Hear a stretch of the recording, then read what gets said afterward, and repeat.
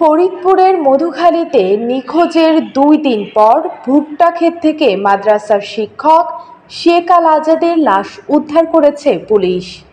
পুলিশের জিজ্ঞাসাবাদে দেওয়া তথ্যের ভিত্তিতে আটককৃত মোহাম্মদ রাসেল শেখ, বয়স 40 বছর, পিতা মোহাম্মদ সৌরভ শেখ দেখানো স্থানে এই লাশ উদ্ধার করা হয়। নিহত শেখ আল আজাদ বয়স 60 বছর, মধুখালী উপজেলার চরবামুন্দি ইয়াসিন দাখিল মাদ্রাসার সহকারী শিক্ষক, বিল আড়ালিয়া বাজার বণিক সমিতির সভাপতি ও চরবামুন্দি জামে মসজিদের সাধারণ সম্পাদক এবং একই এলাকার বাসিন্দা। তিনি উপজেলা কৃষক দলের সদস্য সচিব তানভীর আহমেদ শিমুলের বাবা। মঙ্গলবার 29 এপ্রিল দুপুর 1টার দিকে জাহাপুর ইউনিয়নের কাঠুরাকান্দি গ্রামের একটি ভুট্টা ক্ষেতে পুঁতে রাখা অবস্থায় লাশ উদ্ধার করা হয়।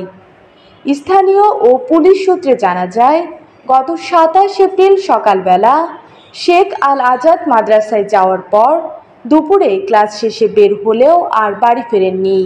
পরিবারের উদ্বেগে সেদিন রাতে মধুখালী থানায় একটি নিখোঁজ ডায়েরি করা হয়। পরে তথ্য প্রযুক্তির সহায়তায় পুলিশ চরবামুন্দি গ্রামের যুবক রাসেল শেখকে সন্দেহভাজন হিসেবে আটক করে। জিজ্ঞাসাবাদের এক পর্যায়ে রাসেল শেখ হত্যাকাণ্ডে নিজের সম্পৃক্ততার কথা স্বীকার করে এবং লাশের অবস্থান জানিয়ে দেয়। মধুখালী থানার ভারপ্রাপ্ত কর্মকর্তা ওসি এস.এম. নুরুজ্জামান বলেন, শেখ আল আজাদের নিখোঁজের ঘটনায় তদন্ত করে রাসেল শেখকে আটক করা হয়।